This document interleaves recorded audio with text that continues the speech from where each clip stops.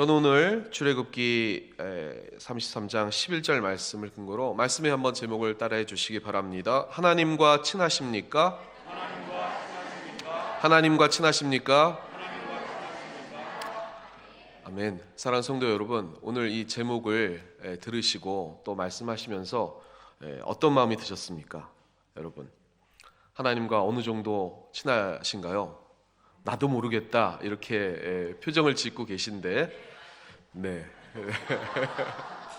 그렇죠. 네, 어려운 문제일 수 있습니다. 내가 어느 정도 하나님과 친한지 객관적인 수치로 통계로 나와 있는 것도 아니고, 그래서 오늘 말씀을 잘 들으시고, 주님께서 우리 아버지가 되시지만 하나님과 친할 수 있는 그 친밀함에는 물론 차이가 있을 것입니다. 그것을 오늘 살펴보면서 제가 오늘 이 말씀을 전하려고 한 의도는 뭐냐면, 우리의 삶이 왜 이렇게 신앙적으로 살아가는데도 불구하고 이렇게 힘이 없을까라는 것에 대한 오늘 해답일 줄 믿습니다. 그래서 오늘 말씀을 잘 들으시고 힘차게 이 신앙의 길, 믿음의 길 늘 전진하시기를 바랍니다.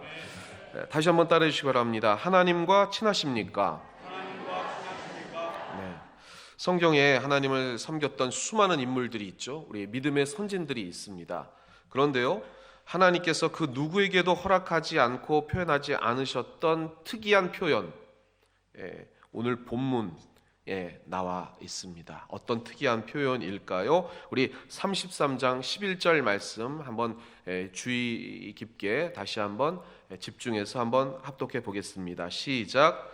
사람이 자기의 친구와 이야기함 같이 야훼께서는 모세와 대면하여 말씀하시며, 모세는 진으로 돌아오나 눈의 아들 젊은 수종자 여호수아는 회막을 떠나지 아니하니라. 아멘. 구약 역사에 많은 인물들이 나오지만 가장 위대한 인물 중에 한 명인 이 모세, 하나님으로부터 율법, 하나님의 말씀을 받았고요. 그리고 이스라엘 백성들에게 전해줌으로 말미암아 지금도 유대인들은 가장 유대교를 세우는 데 결정적인 역할을 했기에 이 모세를 추종하고 있습니다. 저는 오늘 이 모세의 이야기, 여러분이 잘 아시는 그런 모세의 파란만장한 인생 이야기보다 그의 기도 생활, 거기에 집중하면서 오늘 성경에 언급되어 있는 이 구절을 마음을 모아서 한번 살펴보고자 합니다. 모세는 하나님과 친구와 같이 여겨졌다. 여러분, 하나님과 친구와 같이 여겨졌다, 이렇게 표현이 되고 있습니다. 하나님과 친한 관계를 가졌던 인물이었는데요. 여러분도 그러한 말을 듣고 싶지 않습니까, 여러분? 별로 아멘이 없으시네요. 네. 이 모세가요, 애굽에서 살았었던 처음 40년 인생에 하나님과 친구였을까요? 아마 그렇지 않을 것입니다. 그러면 인생 중반에 미디안 광야에서 살아갈 때 그가 하나님과의 친구로서의 교제를 했을까요? 아마 성경에도 그러한 증거를 찾기는 어렵습니다.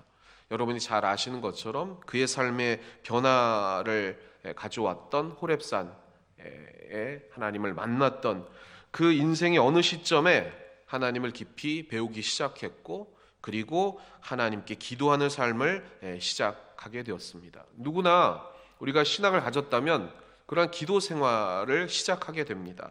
그러나 그냥 아무 생각 없이 이 세상 것들을 추구하다가 살아가는 인생 가운데 저절로 이렇게 하나님과 친구처럼 대면하고 친밀한 교제를 나눌 수 있는 것은 아니라는 것입니다. 그러면 어떻게 하면 이러한 하나님의 친구로서의 친밀함을 가지고 세상 속에 한 걸음씩 한 걸음씩 살아갈 수가 있는가? 그게 오늘 핵심 말씀이라는 것입니다. 그래서 한번 따라해 주시기 바랍니다. 하나님과 친밀함 누리기. 하나님과 친밀함 누리기. 네, 이게요, 책 제목입니다. 제가 추천해 드리는 책인데요, 좀 오래되긴 했지만 하나님과 어떻게 하면 친할 수 있는가, 그리고 내 신앙에 힘을 얻을 수 있는 방법은 무엇인가가 잘 기록되어 있습니다. 근데 제가 여기에서 소개해 드릴 것은 이 책 내용 중에 하나님과 친밀함에 대한 그러한 네 가지 차원, 네 가지 원이 있다는 거예요. 그래서 점점 더 바깥의 원에서부터 좁혀갈수록 가장 안에 있는 원은 하나님과 친밀함, 교제를 나누는 그러한 차원이다라고 소개를 하고 있습니다. 그걸 오늘 간략하게 잠깐만 언급하고 그리고 본론으로 들어가 보도록 하겠습니다. 여기에 가장 바깥에 있는 원, 네 번째 원인데요. 율법이 백성들에게 주어졌을 때 이게 출애굽기에 나옵니다. 하나님은요, 백성들이 하나님의 가시적인 어떤 구름이나 그런 것들을 통해서 보여주시지만 가까이 할 수 없도록 하나님이 오지 말라고 하셨습니다. 왜 그러냐면 아직 예수 그리스도를 통한 하나님을 직접적으로 대면할 수 있는, 우리가 직접 하나님 앞에 제사도 드리고 하나님과 대화할 수 있는 방법이 없었던 이 구약 시대에는 하나님의 속성상 하나님을 가까이 하면 죄인된 우리가 죽을 수밖에 없습니다. 그게 하나님의 속성이에요. 하나님은 거룩하시기 때문에 하나님과 가까이 할 수가 없어요. 그래서 오지 말라고 말씀하셨습니다. 출애굽기 이 19장 11절 12절 말씀 같이 한번 합독해 보겠습니다. 시작. 준비하게 하여 셋째 날을 기다리게 하라. 이는 셋째 날에 나 야훼가 온 백성의 목전에서 시내 산에 강림할 것임이니 너는 백성을 위하여 주의 경계를 정하고 이루기를 너희는 삼가 산에 오르거나 그 경계를 침범하지 말지니 산을 침범하는 자는 반드시 죽임을 당할 것이라. 아멘. 하나님이 너희들 들어오니까 나하고 가까이 하지 마, 이렇게 차별하거나 멀리 하시는 그런 말씀이 아니라 하나님의 거룩한 속성상 거룩에 가까이 하기 위해서는 우리도 거룩해야 되는데 우리는 거룩하지 못하기 때문에 하나님을 가까이 하는 순간 그 속성상 징벌을 당할 수밖에 없기 때문에 조심하라라는 경고의 메시지라는 것입니다. 백성들이 하나님의 계신 산, 그 시내 산에 접근할 수 있었지만 그 산에 아무도 올라가도록 허락받은 자 위에는 올라가지 못하도록 하나님이 하셨다는 것입니다. 그래서 이 네 번째 원 안에는 하나님의 허락을 받은, 그런 친밀한 교제를 받은, 은혜를 받은 자만이 올 수 있다라고 하는 것입니다. 여러분은 그 은혜를 받았습니다. 아멘. 누구를 통해서요? 예수 그리스도를 통해서 단번에 그 제사를 통해 이 성소와 지성소의 휘장을 찢으심으로 말미암아 주님이 친히 중보자요 희생물이 되셔서 하나님을 대면할 수 있도록 우리를 죄인이지만 용서받은 죄인이 되어 의인으로서 하나님을 대면할 수 있게 해주셨다는 것입니다. 그리고 세 번째 원이 있습니다. 출애굽기 24장 9절에서부터 11절인데요. 같이 한번 합독해 보겠습니다. 시작. 모세와 아론과 나답과 아비후와 이스라엘 장로 70인을 올라가서 이스라엘의 하나님을 보니 그의 발 아래에는 청옥을 편 듯하고 하늘같이 청명하더라. 하나님이 이스라엘 자손들의 존귀한 자들에게 손을 대지 아니하셨고 그들은 하나님을 뵙고 먹고 마셨더라. 여기에 존귀한 자들은 하나님이 특별히 선별된 지도자, 그리고 마음이 착한 자, 이런 것이 아니라 하나님의 사명을 감당하기 위해서 따로 불러서 은혜 받은 자를 의미하는 것입니다. 그게 제가 될 수도 있는 것이고 우리 여러분이 될 수도 있는 것이고 하나님이 특별히 선별된 사람을 통해서 일하도록 불러주시는 그 은혜의 사람이 있다는 것입니다. 그게 여러분이 되실 줄 믿습니다. 아멘. 그런데 여기에서 하나님을 보았다라는 표현은 하나님의 어떤 현상을 나타낸 것을 친히 보았다라는 그러한 분명한 의미입니다. 그래서 특별한 체험을 통해서 하나님을 직접 이렇게 은혜로 볼 수 있도록, 그러니까 하나님은 그게 대면한 게 아니라 그런 가시적인 어떤 구름이나 아니면 안개, 이런 것들을 보아서 그것을 봤다는 의미입니다. 그런데 이게 영원하지 않다는 것입니다. 우리도 하나님을 대면하고 하나님을 알지만 세상에 때가 묻고 또 세상 속에 방황하다 보면 그런 하나님의 영광이 다시 가려지는 역사가 우리의 삶에도 일어나지 않습니까? 이 이스라엘 백성들도 이러한 거룩한 하나님을 체험했음에도 불구하고 이 말씀 이후에 또 어떻게 됩니까? 모세가 안 보이자 금송아지를 섬기고 하나님을 배신한 백성들이었습니다. 그리고 이제 더 가까운 두 번째 원인데요. 두 번째 원입니다. 출애굽기 24장 13절에서 14절 말씀 같이 한번 합독해 보겠습니다. 시작. 모세가 그의 부하 여호수아와 함께 일어나 모세가 하나님의 산으로 올라가며 장로들에게 이르되 너희는 여기서 우리가 너희에게로 돌아오기까지 기다리라. 아론과 훌이 너희와 함께 하리니 무릇 일이 있는 자는 그들에게로 나아갈지니라 하고, 여기에서 하나님의 은혜 받아서 택정받은 장로들과 그 아론과 훌을 기다리게 하고 하나님이 허락한 올라가기를 허락한 사람이 두 명 있었습니다. 누구죠? 여호수아와 모세입니다. 사실 이 하나님 이 산 정상에 올라가는 데 있어서 오늘 강조하고 싶은 말씀은 여호수아를 모세의 후계자로 지목하지 않았습니까? 왜 지목했을까요? 여호수아를 모세의 후계자로 하나님이 지목하셨습니다. 왜 그랬을까요? 그게 오늘 본문 말씀에 나와 있습니다. 한번 같이 다시 한 번만 오늘 본문 말씀 합독해 보겠습니다. 시작. 사람이 자기의 친구와 이야기함 같이 야훼께서는 모세와 대면하여 말씀하시며 모세는 진으로 돌아오나 눈의 아들 젊은 수종자 여호수아는 회막을 떠나지 아니하니라. 아멘. 모세는요, 자기가 하나님을 만나기 위해서 하나님 진 밖에 쳐놓았던 그런 회막에서 기도를 마치고 다시 진으로 돌아갔습니다. 그런데 여호수아는 여전히 그 회막을 떠나지 아니했다는 것, 이게 뭘 의미하는 것입니까? 맞습니다. 여호수아는 얼마나 하나님과 친밀한 대화를 누렸던지 그 회막을 떠나지 않고 더 기도하고 더 하나님을 대면하는 것을 갈망해서 그 자리에 있었다는 것입니다. 그러니까 친밀한 하나님의 교제, 모세, 여호수아와 같이 그 두 번째 서클, 원 안에 들어가려면 하나님을 갈망하는 마음, 그리고 예배 자리를 사모하는 마음, 그곳에서부터 하나님의 음성을 듣고 내가 살겠다는 결단한 마음이 있어야 하나님께서 그를 통해 역사하신다는 것입니다.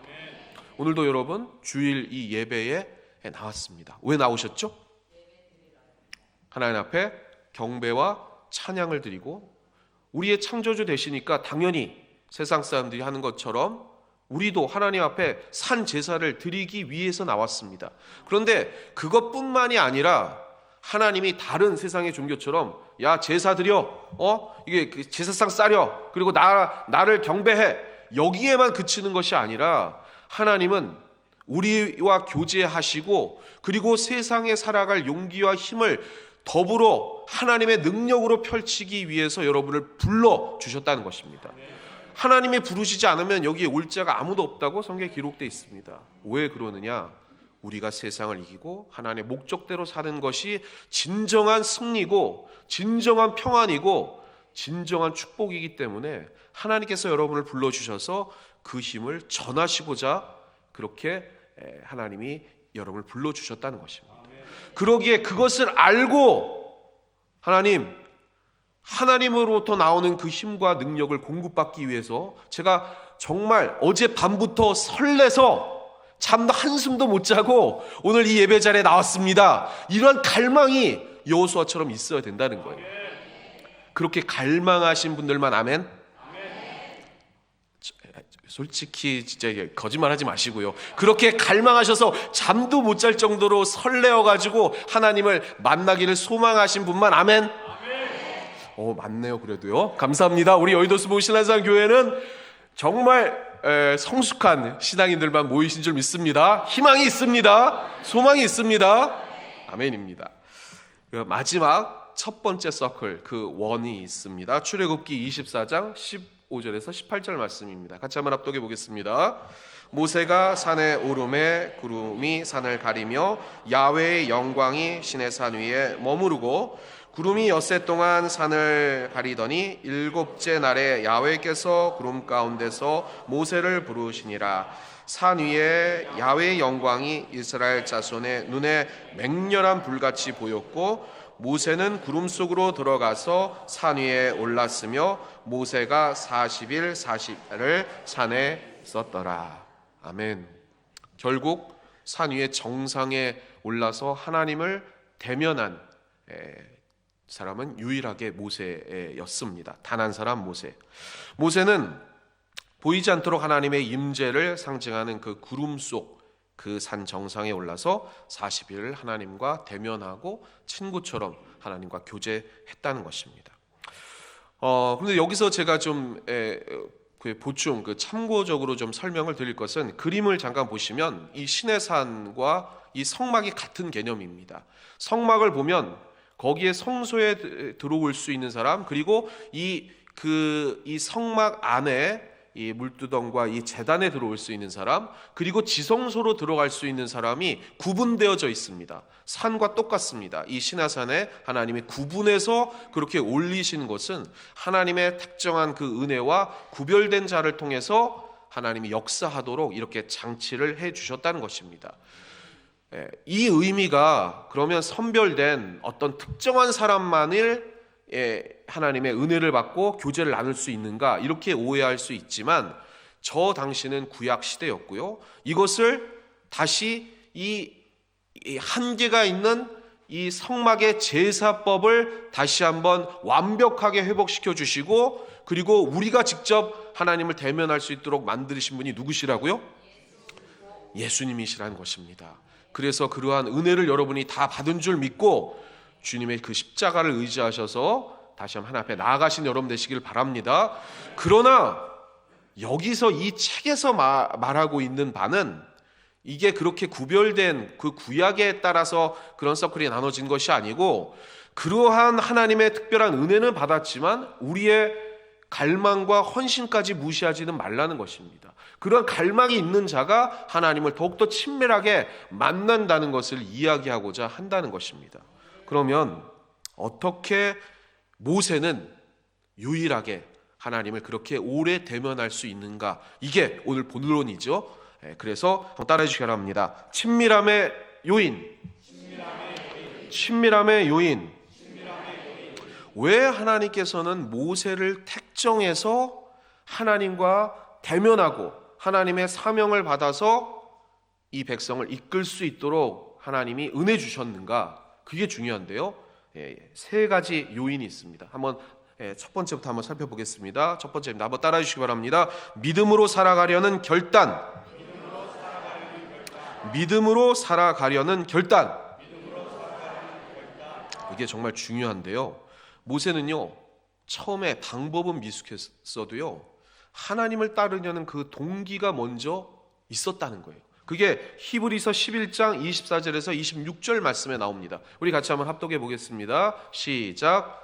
믿음으로 모세는 장성하여 바로의 공주의 아들이라 칭함을 거절하고 도리어 하나님의 백성과 함께 고난받기를 잠시 죄악의 낙을 누리는 것보다 더 좋아하고 그리스도를 위하여 받는 수모를 애굽의 모든 보화보다 더 큰 재물로 여겼으니 이는 상 주심을 바라봄이라. 아멘. 여러분, 모세가 처음 애굽에 태어나서 40년 동안 어떤 신분이었죠? 왕자의 신분이었습니다. 그런데 이 왕자의 신분을 가진 모세가 어떻게 해서 미디안 광야로 쫓겨났죠? 사람을 죽였죠. 왜 그랬죠? 자기 백성을 긍휼히 여기는 마음으로, 내가 이 백성이고 이 백성이, 하나님의 백성이 이렇게 괴롭힘을 당하는 것을 보지 못하고 참지 못하고 그것을 자신의 힘으로 뭔가 해보려는 그러한 마음을 가졌다는 거예요. 물론 그게 방법적으로는 틀렸어요. 그리고 실수했습니다. 그러나 하나님은요, 동기를 보셨다는 거예요. 내 호화로운 생활, 그리고 부귀영화, 이것보다 하나님의 백성을 위한 뭔가 해보겠다는 그러한 마음의 결단이 있었다는 거예요. 여러분이라면 그 부귀영화, 왕자의 신분을 포기하고 하나님의 백성을 위해서 내가 한번 고난 받아보겠다 결단하실 수 있습니까? 결단하실 수 있어요? 나는 정말 잘 살고 편안하고 행복하고 그리고 좀 명예롭고 남들보다 더 안락한 삶이 있는데 그걸 하나님의 나라를 위해 포기하고 하나님을 선택하겠다, 그러한 마음을 가지셨냐고요. 그 마음을 하나님이 보셨다는 거예요. 그래서 하나님이 그 모세와 친밀한 교제를 나누는데 그 은혜 자리로 서클 안에 들어올 수 있었다는 거예요. 하나님은 외모보다 중심을 보신다. 그 말이 뭐냐면요, 내 마음의 동기를 보시는 거예요. 내가 하나님이 부여해 주신 이 짧은 인생을 살다가 이제 하나님이 부르신 그 본향, 진짜 고향집에 갈 텐데 이곳에서 나는 어떻게 살아가야 할까를 고민해야 되지 않겠습니까? 근데 세상 사람들처럼 부귀 영화와 만족과 명예, 권력을 위해서 똑같이 살아간다면 그 사람과 하나님이 친밀한 교제를 나누실 필요가 없지요. 그러나 그것이 아니라 뭔가 나를 이 세상에 하나님이 보내주시고 이 자리에 서게 하신 것은 이 자리에서 맡겨진 하나님의 사명을 통해서 하나님 나라를 뭔가 이루시고자 하시는 그런 뜻이 있으니까 그게 뭘까? 고민하고 과감히 세상의 방법이 아니라 하나님의 방법을 선택한 자를 하나님께서는 택정하여 부르시고 교제하신다는 거예요. 그러한 교제를 나누시는 여러분 되시기를 주님의 이름으로 축원합니다. 두 번째 한번 따라해 주시기 바랍니다. 광야의 삶과 기도. 광야의 삶과 기도. 그렇게 결단했다면, 나는 세상적인 방법이 아니라 하나님이 하라고 하신 그 방법을 선택한다고 결단했다면 반드시 고난이 따릅니다. 그러지 않겠습니까, 여러분? 내가 세상 방법대로 살아가려고 하지 않고, 세상 방법대로 살아가려고 하지 않고 하나님의 방법대로 다른 길로 가려고 하니 당연히 고난이 다가오겠죠. 여러분, 조지 맥도널드가 이런 얘기를 했습니다. 즐거움은 감사를 잊게 하지만 고난은 기도하게 만든다. 모세가요, 왜 이러한 고난을 처음에 이 미디안 왕의 고난을 받았을까요? 왜 사람을 죽이고 쫓겨났을까요? 왜 그랬을까요? 왜 그랬죠? 자기가 가진 능력과 그 힘, 이것 가지고 내가 뭔가 해보겠다는 그러한 생각을 했기 때문이죠. 그렇기 때문에 하나님은 그런 결단을, 하나님을 향한 그러한 이스라엘 백성들을 구원해보고자, 뭔가 해보고자 하는 그런 결단을 가진 자에게 철저하게 광야를 통해서 깨트리신 겁니다. 네 방법, 네 뜻, 네 힘, 그것 가지고는 되는 게 아니다. 철저하게 낮아져서 내 힘 가지고 해야 된다. 그래서 호렙산에서 이 모세가 하나님을 만나고 제일 많이 반복한 그러한 문장이 있습니다. 뭐라고 제일 많이 얘기했나요? 모세가 40년 동안 이 미디안 광야에서 깨져서 낮아져서 뭐라고 제일 많이 얘기했나요? 한번 따라 하시기 바랍니다. 나는 아무것도 할 수 없습니다. 모세가 변명하다시피 나는 혀도 둔하고 말도 못하고 저는 못합니다. 나는 안 돼요. 나는 못해요. 이게 모세가 제일 많이 한 말이었습니다. 그것은 이러한 고난과 그리고 하나님을 대면하는 기도를 통해 하나님이 낮추시고 그렇게 되었을 때 이제 내가 너를 쓰겠다 하신 하나님의 전적인 은혜가 여러분에게 거하는 줄 믿습니다. 그걸 따라하신 여러분 되시기를 주님의 이름으로 축원합니다. 자, 마지막입니다. 세 번째, 이 모세를 하나님의 친밀한 교제로 친구처럼 대할 수 있었던 그러한 이 요인이 뭐냐면, 세 번째 따라하시기 바랍니다. 하나님을 보는 삶. 하나님을 보는 삶. 모세는 하나님을 보는 사람이었습니다. 사랑하는 성도 여러분, 하나님 보고 싶지 않으십니까? 하나님은 쓰시는 사람에게 하나님을 대면하도록 보여주십니다. 아멘.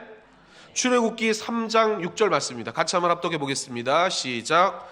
또 이르시되 나는 내 조상의 하나님이니 아브라함의 하나님, 이삭의 하나님, 야곱의 하나님이라. 모세가 하나님 배웠기를 두려워하여 얼굴을 가리매. 하나님을 대면하는 연약한 인간이 당연히 본능상 하나님을 대면하는 것을 두려워했습니다. 그러나 하나님과 계속 교제할수록 모세는 바뀌어서 뭐라고 얘기했냐면 하나님의 영광을 보게 해달라고 요구했습니다. 성경에 유일하게 하나님의 영광을 보도록, 하나님 얼굴 보고 싶어요 라고 얘기한 사람이 바로 모세였습니다. 쉬지 않고 하나님을 향한 이 갈망을 가진 그 사람에게 하나님은 대면해서 얼굴을 보여주시는 것입니다. 이게 진정한 친구의 마음 아니겠습니까? 친구라면 그 얼굴을 보고 싶겠죠. 근데 여기서 오해해서는 안 되는 게요, 하나님이 그러면 나도 하나님 보고 싶어요 하면은 모세처럼 현연하셔가지고 내가 여기 있다 봐라, 내 얼굴은 이렇게 생겼고 몸은 이렇다, 이렇게 보여주실까요? 그러면 하나님을 어떻게 봅니까 여러분? 한번 따라해 주시기 바랍니다. 말씀을 통해 하나님을 본다. 그게 우리가 하나님을 보는 가장 쉬운 방법입니다. 그래서 말씀의 결론을 맺겠습니다. 여러분, 결론입니다. 잘 들으시기 바랍니다. 사랑하는 성도 여러분, 10년을 신앙생활해도 20년을 믿는다고 해도 우리가 그냥 하나님을 멀리 계신 분, 이 정도로만 여긴다면 이건 정말, 제가 여러 번 얘기한 적이 있는데 저희 외할머니, 외조모께서 그 사투리로 이런 얘기를 하신 적이 있어요. 뻘짓이라고 하시더라고요. 그런 뻘짓하지 마, 이렇게 얘기를 하시는데요, 제가 이렇게 말씀드린 거는요, 여러분에게 좀 각인하라고.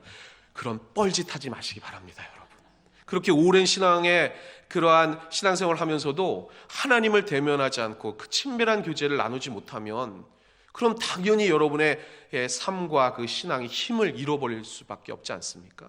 그렇다면 여러분, 하나님을 어떻게 알아갈 수가 있는 것입니까? 어떻게 하나님과 친밀한 교제를 나눌 수 있습니까?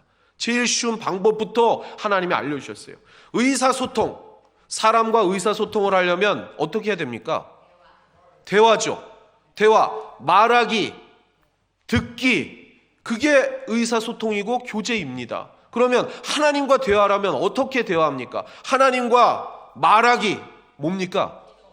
기도죠. 물론 기도를 통해서도 들을 수 있지만 주된 것은 말하기입니다. 하나님 앞에 말하는 것, 하나님 앞에 아뢰는 것, 그 기도 생활을 제대로 하지 못하는데 어떻게 하나님과 교제하겠습니까? 그러면 하나님으로부터 음성을 듣는 것은 뭡니까? 말씀이죠.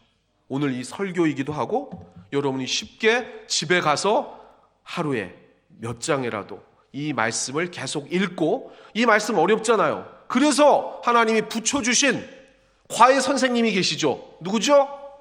성령님이시잖아요. 성령의 은사를 통한 말씀의 지혜의 은사, 말씀의 지식의 은사, 그 은사를 주셔서 말씀을 지금은 잘 모르지만 언젠가 삶에 적용할 수 있는 지혜의 은사도, 이 말씀을 깨달을 수 있는 지식의 은사도 주시사 그 하나님을 말씀으로 대면하고 그것을 하나님 앞에 소통하며 말하며 기도 생활할 때 우리는 하나님과 친밀한 교제를 나눌 수 있는 것입니다. 사랑하는 우리 성도 여러분, 어제는 하나님이 여러분에게 뭐라고 말씀하셨습니까? 뭐라고 하셨나요? 말씀 어저께 안 읽으셨구나. 네. 말씀을 읽으셨다면 얘기하시는 거 아니겠습니까? 자, 그러면 오늘은 하나님이 여러분에게 뭐라고 말씀하십니까? 맞습니다. 지금 설교 들으셨잖아요. 이거 하나님의 말씀이잖아요. 자, 여러분 한번 따라해 주시기 바랍니다. 사랑하는 자야, 나와 교제하자. 오늘 주님이 여러분에게 말씀하셨습니다. 뭐라고요? 사랑하는 자야, 나와 교제하자. 주님과 이러한 친밀한 교제, 지금도 우리와 대화하시고자 갈망하시는 그 사랑 안에, 그 서클 안에 거하셔서 친밀한 교제를 통해 여러분의 신앙과 삶이 힘을 얻고 늘 세상을 이겨나가는 여러분 되시기를 주님의 이름으로 축원합니다.